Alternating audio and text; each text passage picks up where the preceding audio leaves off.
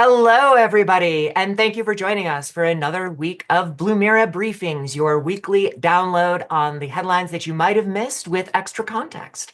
My name is Zoe Lindsay. I'm very excited by our lineup of panelists today. We are welcoming back Jake for the second week in the row. Jake, say hi to everybody. What do you do here? Hello, everybody. I'm on the detection engineering team here at Blumira. Excellent. And Justin is joining us for the first time. Hey everyone, I'm also a detection engineer here at Blue Mirror working with Jake. And I'm excited to get a lot more technical discussion and what we're seeing behind specifically some of like the threats and detections we're going to talk about this week. And also joining us for the first time this week, Michael, our VP of Product. Hi, Michael. Hi, Zoe. Great to be here. Thank you for having me. Absolutely. So we will go ahead and dive right in as we always do. Usually Matt will be joining us to run through the top trending risks, threats, and suspects of the week.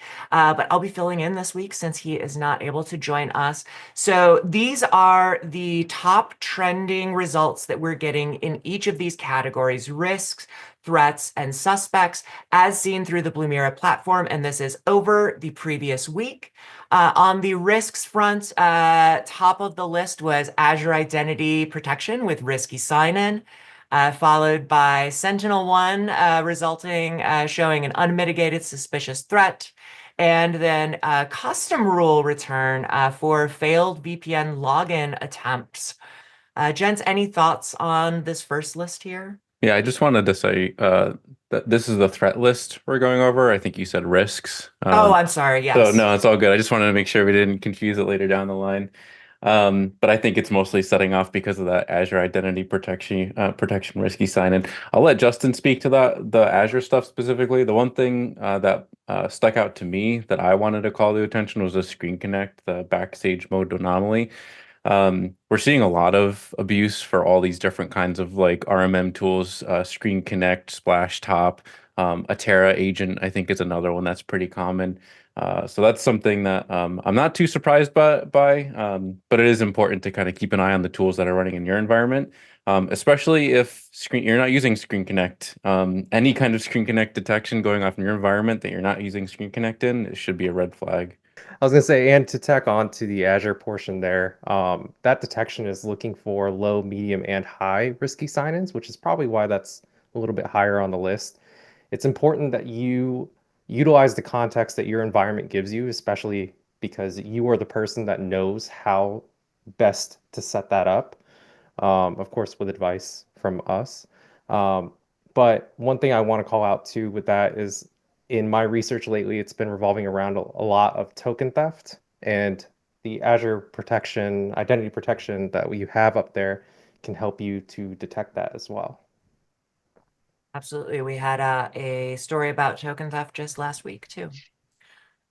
Next, we'll take a look our top risks of the week. A double dose of Microsoft 365 authentication from outside the US, followed by SharePoint, 100 or more file deletions, and then, as usual, these usually show up relatively high on the list: SSH connections from public IP, SMB connections from public IP.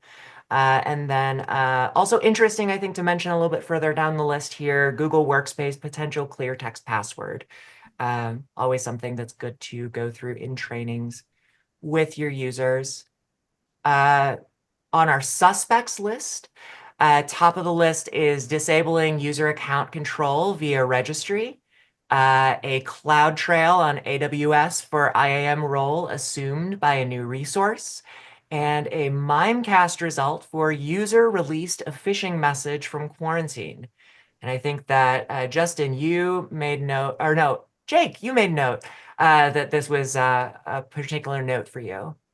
Yeah, email is like the hot topic. I mean, it's been the hot topic for a while, Sure. mostly because it's a good way of getting into an environment, but also it's a very complex problem to solve. Because even if you have solved the problem, and what I mean by that is like we have these vendors like Mimecast and all these other sorts of really smart and intelligent companies trying to solve the problem of like stopping these things from getting into your org. But that's literally the point of email, is to have things being sent in from your from other people into your organization. So it's a very difficult problem to solve. And even when that problem is solved, you have a lot of higher ups, or I see this in executives a lot, where they kind of accept the risk sometimes, and they just say like, I don't want anything ever getting blocked, because who knows who could be sending something to me. But those VIP targets are also really good targets for attackers as well. So yeah, big topic there with email.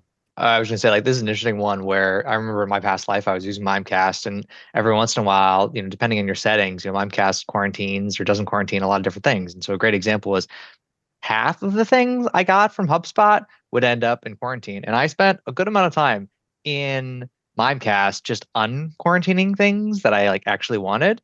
Now, was I verifying those things? I was working in cyber insurance. I was pretty thoughtful. We had a lot of different pieces of detections on top of Mimecast. And, so who was using the tool is half the story.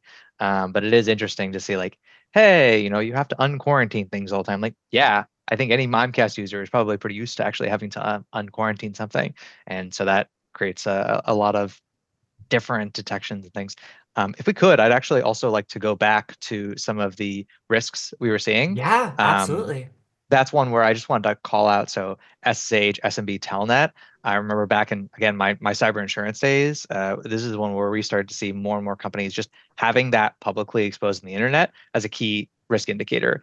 Those things just, if you can see it, it inherently means that you are a little bit more risky. And the cyber insurance models tend to catch that. You're probably going to get dinged on any sort of network scamming type system, because that's the stuff people look for.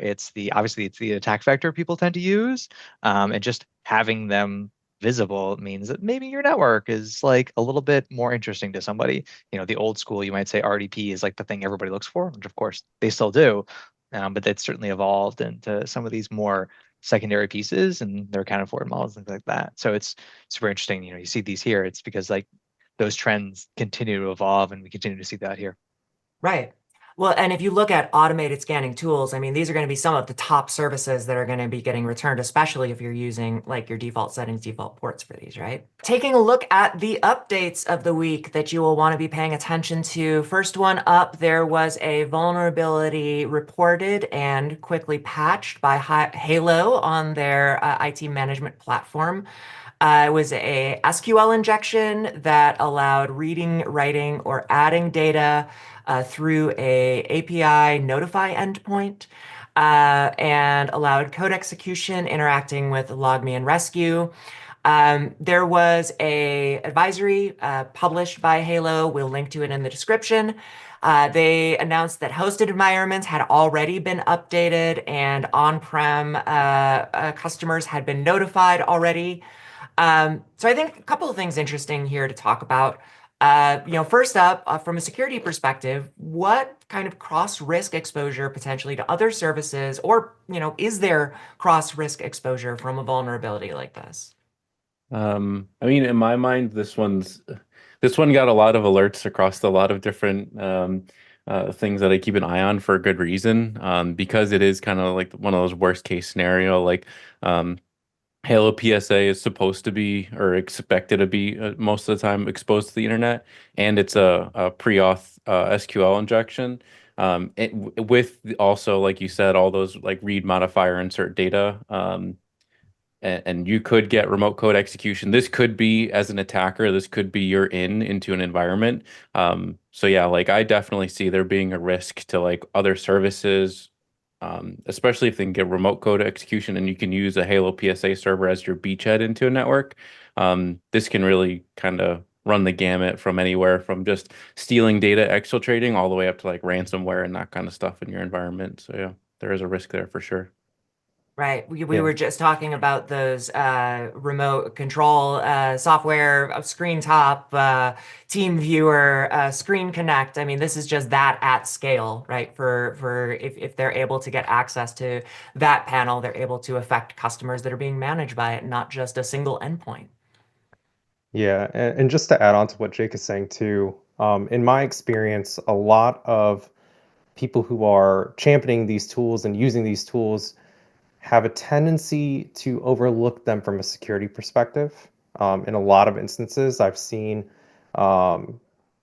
MSPs and other organizations say, well, the tool is secure, the tool can do all these things, but you got to think about all the things that those tools allow you to do are potentially abusable once you have a vulnerability like this. Absolutely. And something interesting, because we talked a lot about breach notifications and lack thereof last week. So let's take a little bit of like a contrast, taking a look at Halo's advisory. How solid was their response, in terms of how quickly they were reporting that out to their customers and then releasing an advisory to discuss it publicly? If you were a customer, looking at how to view a vendor after an incident, we talked a little bit about what factors into that, but what would your take be on contrasting this with something like the Oracle stories we were looking at last week? I'll always give companies kudos if they're at least saying something, because saying something is worse than trying to hide something 110% like every time. Um, One thing that I did note, their advisory was a little light on details. There could be good reason for that. I felt like overall, I'd give them a pretty good score on it just because it was light on details, but at the same time, it told me everything I really needed to know if I was an administrator.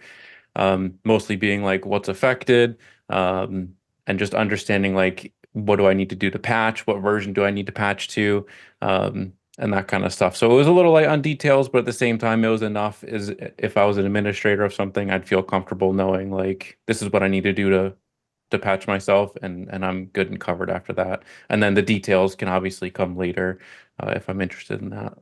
Yeah, I think, from the other side, from like the building it side perspective, that where my background is, I think they did a pretty good job when it's something that has to be sensitive, has to be smart about it. They were honest, they admitted it, they posted about it, it's publicly accessible. I suspect there's a lot more details that they shared in different forums, and I saw a little bit of that in a couple of spots.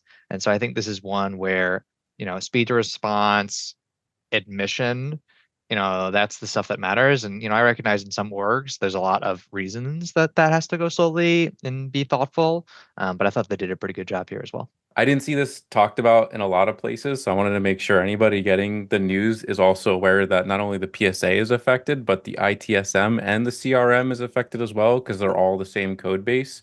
And apparently the way Halo works is it's all like kind of packaged up in one box, and then as you deploy it or as you do whatever you want with it, you check off different boxes that you want it to do. So this really isn't just Halo PSA, it's a couple of their other platforms as well. So I just wanted to make sure that was, because I felt like that was one missing piece from the advisory that wasn't exactly clear that I was able to find elsewhere. I think it was on the Reddit post for it. Somebody mentioned that.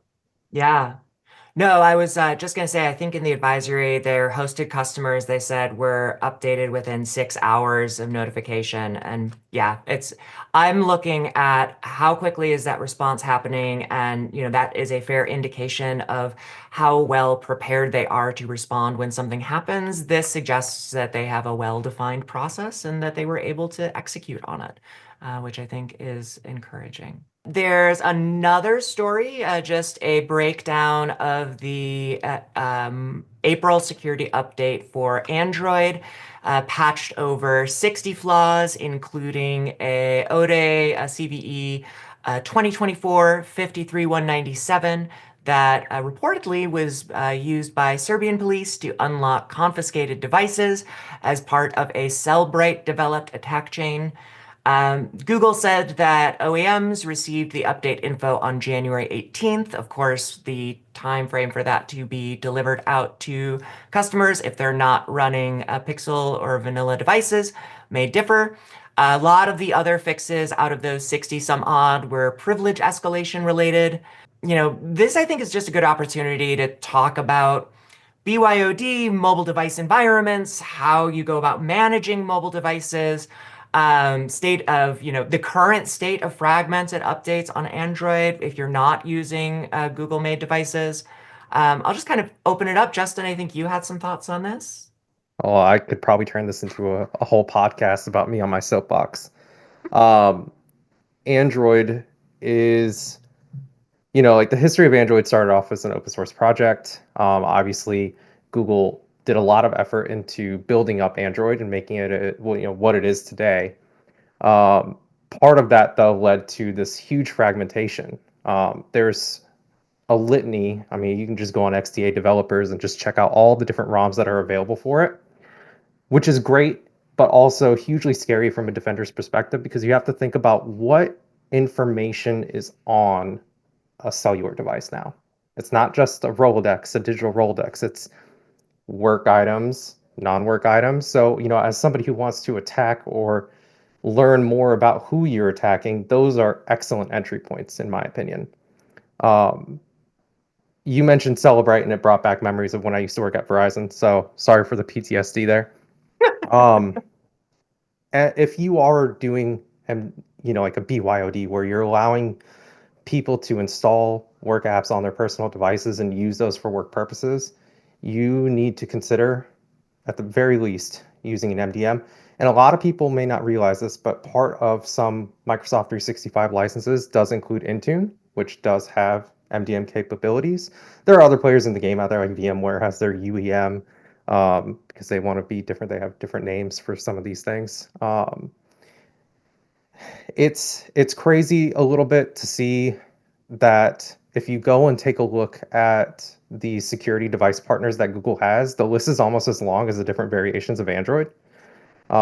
So you need to be well versed, explore different possibilities and options when you're going through that, and definitely do your due diligence. Don't just pick one and just go with it because you trust the name.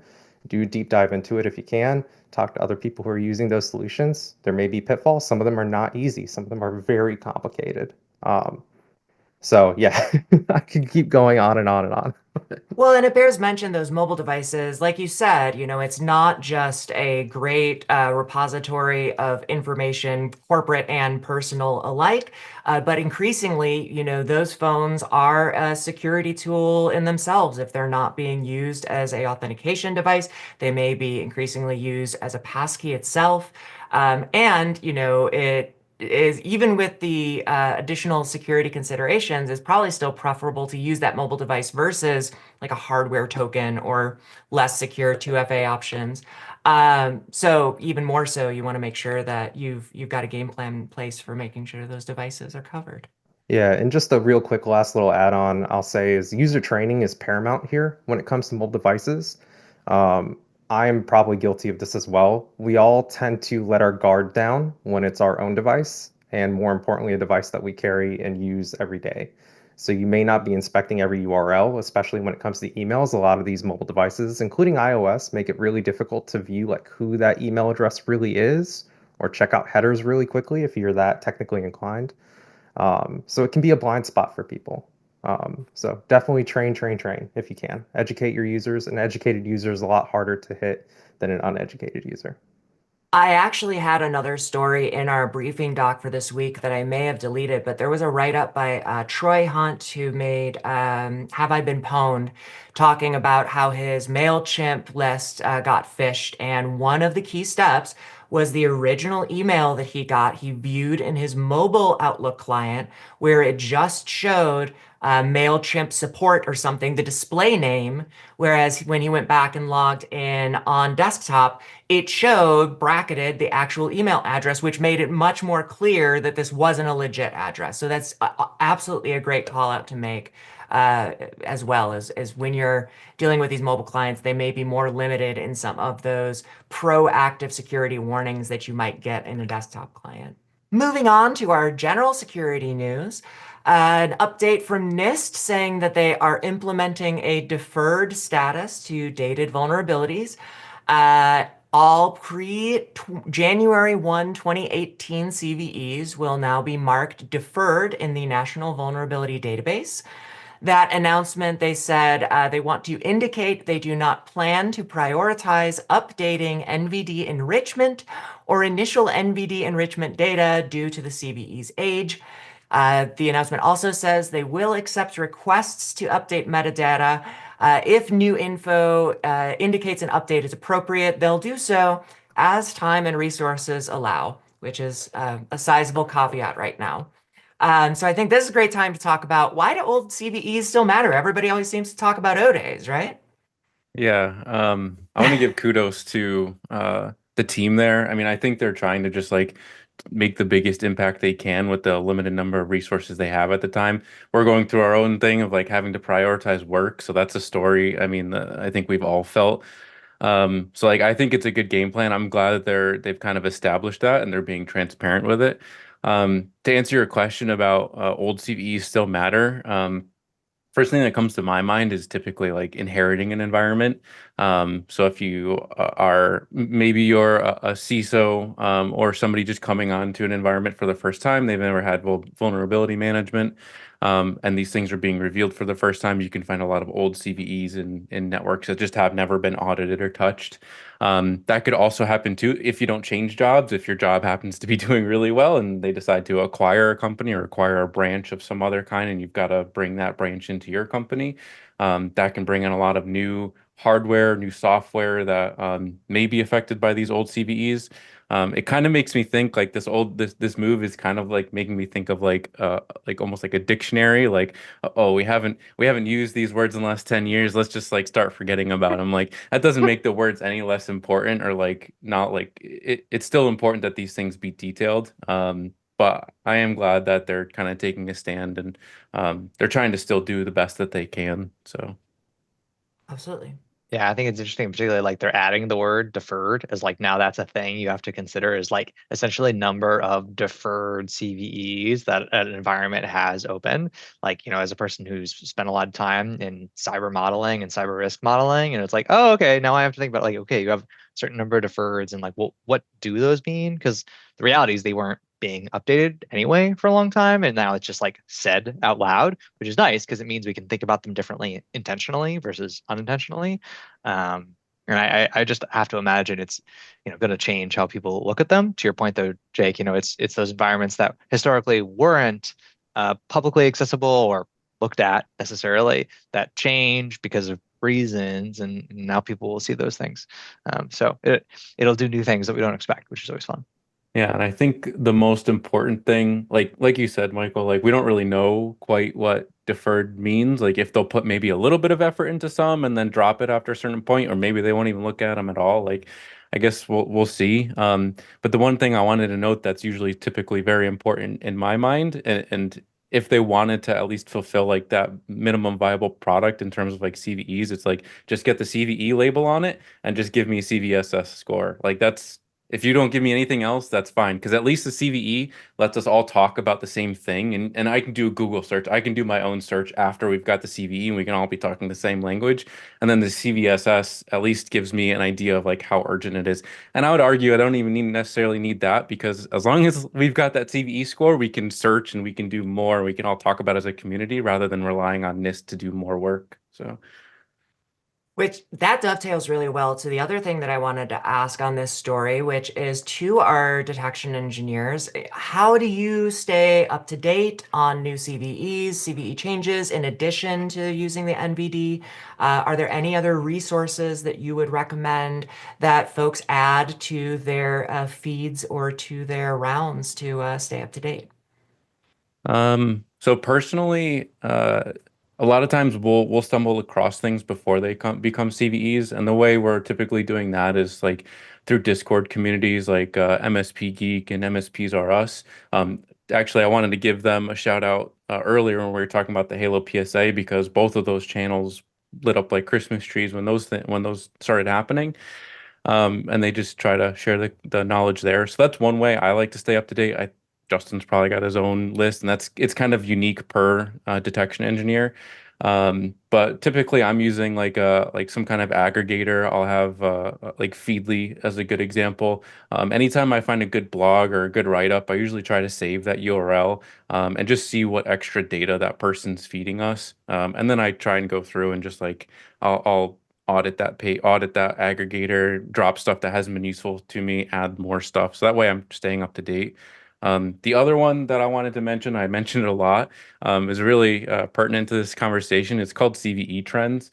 The tool itself is I mean, it started as an open source thing that just one guy was supporting, and he did it in his free time, as far as I could tell. But basically, he used Twitter to kind of like he scanned Twitter to understand how often something was being talked about, and that something is really tracked by CVEs. So it was a really unique approach to looking at CVE trends because it's not always highlighting the most important, the highest vulnerability thing, but it is highlighting the things that people are talking about the most, which is also very important. But for right now, if you wanted to look at that, we can include the link obviously, but it's intel.intruder.io. Intruder is another vendor in the space doing like cyber threat intelligence and vulnerability management, and they kind of took up the helm after this last guy dropped it. So that's also another really cool way to kind of keep an eye on CVEs that people are talking about. Great shout out. We'll definitely put that into the description. Justin, any that you wanted to add? No, Jake touched on a lot of the same ones that I mean, there's a tendency to kind of converge, especially when you're working with someone. Jake also was the one that turned me on to like things like Feedly and stuff like that. The only additional things that I'll probably mention is Mastodon and Blue Sky are also great sources for threat intelligence. They're distributed, so you have to kind of pay attention to who you're joining and whatnot. So as long as you're keeping a finger on the pulse there, and like Jake said, like adding blogs as you come across them to see what else they're generating, I think that's a great general strategy for just about anyone. For the second time in 3 weeks, we've got a headline about VS Code extensions. There was a new startup that shared a report of 9 new VS Code extensions. All of them had been published after April 4th. This story was written on the 7th. Most had been released by one author, credited as Mark H. Across these 9, it showed more than 300,000 installs in 3 days. Now, it's worth mentioning, given the volume of installs in that short of a time, there's probably some inauthentic installs there just trying to boost the profile and start to get it ranked higher. But there were specifics on the names of these extensions, kind of giving a little bit of an indication of how they're being, who they're being targeted towards. There's one for Discord rich presence, another for working with Claude AI, a couple of compilers for Golang, Rust, another Chat GPT agent. And there's going to be a link in the description to the full post of the breakdown. I mean, we just talked about VS Code a couple of weeks ago. Why are we seeing this come up so commonly right now as a vector? One of the things that, I mean, just looking about the extensions that, you just mentioned there, Rust, Golang, Python, and AI agents, to me, it's a no-brainer. Golang, Rust, and Python to a large extent have caused, I feel like, a surge in people who are now interested in coding. VS Code is open source. There's also the fully open source version, VS Codium. Um, it's no surprise that there's a rise in this. It's also no surprise to me that an open source tool where anyone can publish anything and inflate numbers however they want to inflate them is also catching people off guard. I think a lot of this comes down to, at least initially in my mind, this reminds me the same thing with mobile devices. It's train your users, vet those extensions, have a policy in place, especially if you're using these tools in work, for what's an approved extension, what's not an approved extension. Definitely, if you have the resources, set up VS Code yourself. And if somebody brings up like, hey, I want to install this extension, try it out in a sandbox lab first. See what it does before you just blanket allow everyone to just install everything. Yeah, and it kind of like with going with what Justin said, like using VS Code and then getting extensions afterwards, there's almost like a false sense of security because like you're opening VS Code and you're like, this is a Microsoft thing. I'm safe. And then like the unsafe thing happens after you open it. So there's like tons of like sketchy things that people post on GitHub all the time. Like that's a tale as old as time. But there's a little bit of like knowledge or like you'd have to go searching for those GitHub things, or there's some knowledge in terms of like using GitHub even. I'm not sure about the rest of you, but when I first used it, I'm like, I don't even know how to download a zip. I was like, what am I even looking at? But VS Code and then extensions, like it makes it so easy. There's literally just like you click the button and it installs the thing. So like the knowledge required to get in trouble is very low for like you using VS Code, and couple that with like the false sense of security, like I said, of like falling in and using VS Code and then being like, well, I'm safe as long as I'm using this. Like, well, that's not true. Right. Right. And to add on to, like, after supporting developers in my past, I've noticed that oftentimes it can be the most technical people that will overlook the tiniest little detail when it comes to things like this. And sometimes that will lead to potentially catastrophic results. I mean, crypto miners are bad. Are they the absolute worst thing out there? Probably not, but they are still very bad. And this is more to me what it seems like is a proof of concept. Like, okay, if I can get a crypto miner running, what else can I do? So I Right. have a feeling this is like the Wild West. People are just kind of figuring it out right now. It won't be long before it gets worse. And I think that that's another thing that stood out to me in this story. I think that, when you're looking at headlines, it's much more common to see these ransomware or double extortion attacks getting coverage because that's a little more sensational. Those tend to be, more catastrophic in the moment, whereas crypto mining can run under the radar a little bit longer. It's more from the experience of the user, it's more that their machine is grinding to a halt or running hotter or the fan is kicking on more often. So, but this, as you're saying, this is still, it can just be the first step in a larger attack chain, not that dissimilar from, somebody who steals a credit card just doing a couple of bucks first to make sure that it works, and then maybe they get more ambitious with what they're trying to do. Yeah, with the crypto mining stuff in particular, most of the time, the way you're trying to detect that is usually through like DNS requests to known crypto mining URLs. And like you said, yeah, it is very difficult to detect. And I've even heard stories of some computers getting compromised with crypto mining. And it's done in such a way that the actual attackers are actually trying to do their best to keep your machine updated to make sure it's free of other threats. Like they're making sure that other people are staying out because the more resources they can keep to themselves, the better. So I've even heard stories of stuff like that happening, and people, I mean, as bad of a decision it is, people left that stuff on there because like, well, they're keeping it up to date. I guess I'll just leave it on. Like, what's the worst damage? They're not trying to do ransomware, which is the absolute worst way to think about it. But it is just an interesting spin on it, and it's just a weird thing because most of the time, you don't think these attackers are trying to tune up your machine, but they're trying to tune it up so they can steal more of the resources and keep them for themselves. Our last story of this week is a doozy from Microsoft. It's a great write-up of a number of tax-themed phishing campaigns that they've been tracking over the previous month or two. Highly recommend checking out the original post on this. It does my favorite thing, which is it talks about a scary thing and immediately follows up with what you can do about it. To quickly go through a few of these, there was a BruteRatel and Latrodecus campaign for IRS-themed emails. Some of those subjects notice IRS has flagged issues with your tax filing or unusual activity detected in your IRS filing. This email, it had a verification form attachment that embedded a double-click URL that bounced to a Rebrandly short link that bounced to a fake DocuSign landing page. And then after you downloaded that, it did a filtering step based on the system details and IP origin. If it was accepted, it would get sent a JavaScript from Firebase that downloaded and ran an MSI with BruteRatel. If it was denied because it was considered that that was not a great target or one likely to be discovered, they would instead receive a totally benign PDF.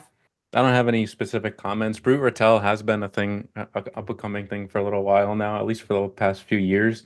It seemed to kind of supplant Cobalt Strike as like the go-to C2 that was being used. There's a million other open source ones, but that's kind of like in terms of what I was seeing that things were being cracked. I've been seeing a Cobalt Strike kind of being moved to people using BruteRatel instead, but they're both very popular still. So Absolutely. Our next campaign was tax theme emails with a PDF that included a QR code, good old quishing, to a Raccoon O365 campaign landing page. These titles included the never suspicious all caps employee tax refund report, project funding request budget allocation, insurance payment schedule, invoice processing. So relatively dry and official sounding subject titles. This one used auto hotkey. Again, bounced the link to download a malicious Excel document. If the user ran it, if they didn't have macros enabled, it would ask them to enable. Just say no to macros. Then it would install auto notify, which would use the legit exe to then run their malicious auto hotkey scripts, and autonotify.ahk, which was the looper script that would receive and check for and then run more AutoHotkey scripts. Among some other activities, it would download the screenshotter module from that C2 server. And like I said, there's a great rundown after the breakdown talking through these campaigns. There's a great list of mitigation measures. Definitely kind of top of the list there, just to be aware. This is a great example of current events, timely events for people to build emotionally instigating campaigns around. I liked this article. It had a good variety of attack types. What mitigation measures would we recommend for folks to keep in mind, especially if they're making use of some of the detections that we use? So I think the first thing, this just seems to be sort of like a common theme this week, is training and just general awareness, like you said. You know, when you're trying to social engineer to get someone to click on something, it's very easy around tax time because everyone is already stressed out. I know tax time in my household, especially when you have a million other things going on, you're probably not paying attention. And like you said, just say no to macros. Not only that, like when you mentioned the QR code, it just reminded me of the Super Bowl advert the other year. Just don't scan anything. If you like, don't. It's not, whatever it is, I promise you, it is not worth it. Most of us in the security space are going to be more careful. However, it comes down again, I think, to just spreading awareness that these things can be used terribly. Like, I mean, I know we've all gone to the restaurant, especially during COVID, seen a QR code for a menu and clicked on it without thinking about it. But you have to think, how easy would it be for someone to just go in there, put a new one on there, steal all the stuff on your phone? It's not hard. The This is not going to stop. This is something we're going to see every year. This is also something that you'll see as we get closer to the holiday season, especially sometimes around like Black Friday and when people are getting ready to get off of work. You have a tendency to let your guard down around those times because your mind is elsewhere. What am I going to get for so-and-so, your significant other, or your kids, XYZ? So as far as mitigations, from an enterprise perspective or from a business perspective, make sure that you have some sort of email protection in place. Make sure that you're doing end user training. Make sure you're leveraging, simple tools, even if it's just checking out headers or just letting your users know that, like, if you think that there might be something, even if there isn't, send it over to me just so that way I can check it out. It's a great first step. Absolutely. Yeah. I think the thing I'd add on to is just, how do you respond? You can spend a lifetime trying to protect people and stop things from happening before they happen, but it's being able to protect all the different scenarios is really hard. And so the more tools that you have that enable you to do things like automatically locking out a user or ending different sessions or just getting them out of your environment one way or another, those types of stuff happens is a great line. And I think how do you respond to that is key, especially when you think of AI and LLMs making this more and more prevalent, more and more advanced. As smart as people get, the systems that are the aggressors also get just that much smarter. It used to be to send 2,300 emails. You actually had to individually send them, and there were mass sending tools that made it so that you want to send them. All right, system will do it for you. Now you don't have to think about what you're trying to write. You just say like, "Hey, system, I want to send 2,300 emails that do something like this," and then the system will write those emails for you. It will send those emails for you, and then you just cash in on the rewards as the malicious actor here. And so it becomes like, okay, stuff's going to happen. How do I respond to that? And that's where I think tools like Blumira and others can do a lot to help, and building that security environment becomes key. Yeah, and speaking of linking this back to like the top threats that we're seeing, I almost guarantee you that if people who are using Blumira are getting these emails and are actually falling victim to them, you're going to see findings like Azure identity protection, risky sign-in high or all.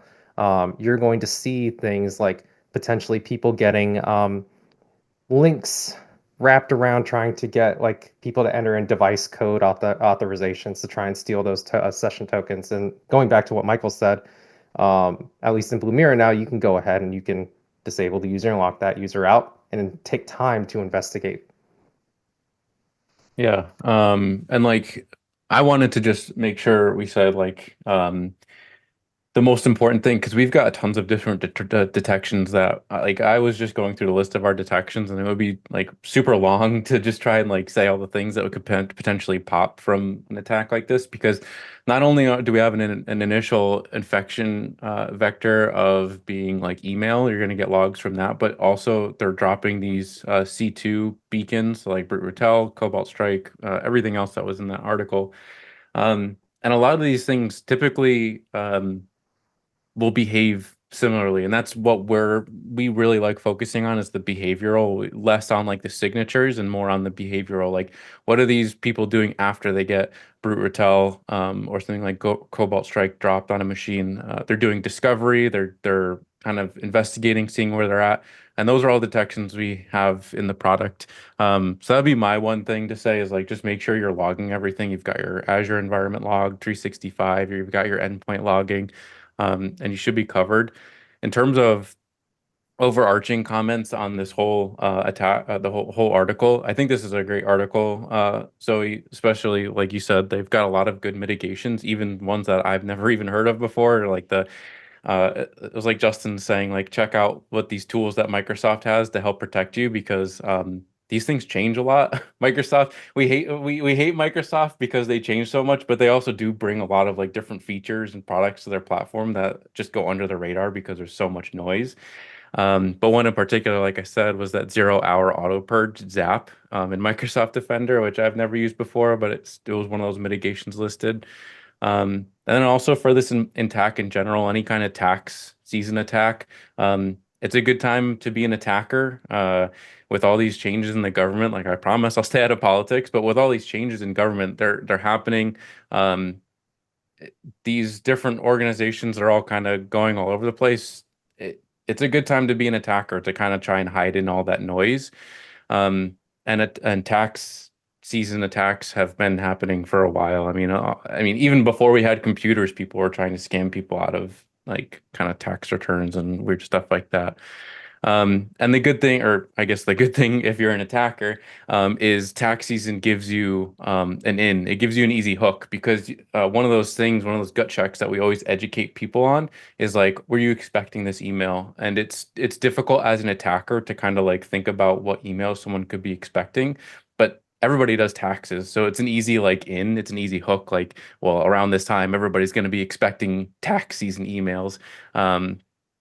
So it helps attackers get past the like, were you expecting this gut check?